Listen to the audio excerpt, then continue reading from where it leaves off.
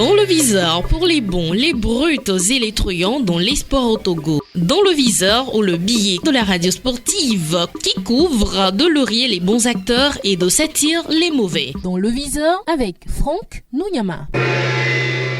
Dans l'un de ses numéros, le viseur a dit qu'il fallait aller vite vers le recrutement d'un nouveau sélectionneur pour les éperviers, levier important du corps social national. Le viseur voudrait alors saluer l'engagement des décideurs à vite trouver un successeur à Claude-Marie-François Leroy, ce qui signifie que la Fédération togolaise de football, le ministère des Sports, le ministère de la fonction publique ou encore le ministère des Finances, tous impliqués dans le recrutement d'un sélectionneur national, sont d'accord qu'il faut rapidement et définitivement effacer les traces d'un Claude Leroy sans résultat pendant 5 ans. C'est bien d'ouvrir un appel à candidature et d'en prononcer la clôture quelques jours plus tard. Même si le délai entre l'ouverture et la clôture paraît très court, il y a eu le processus engagé pour faire les choses dans les normes. Mais ce que le viseur n'a pas compris, c'est le silence, le manque de communication qui a entouré le processus.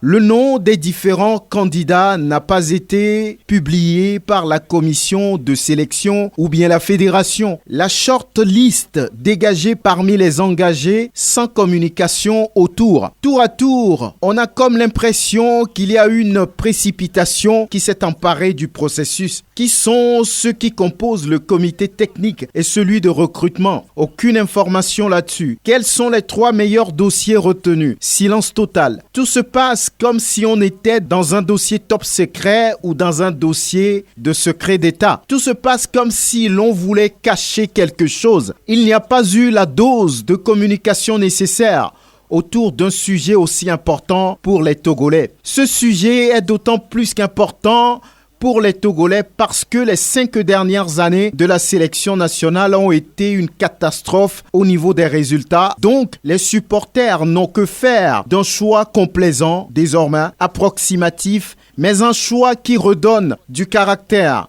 de l'envie, de l'énergie, de la volonté et la détermination à la sélection nationale fanion. Bref, un choix qui redonne vie aux éperviers. Du choix du comité de recrutement va dépendre la réconciliation entre les éperviers et le public sportif parce que c'est un secret de polichinelle depuis 5 ans. Plus rien ne va entre la sélection nationale et ses supporters. Le désamour entre les deux parties est vraiment profond. C'est de la même manière, c'est de la même façon que la responsabilité du comité de recrutement est profondément engagée dans le choix du nouveau sélectionneur des éperviers. Allez vite, ce n'est pas se précipiter. À très bientôt.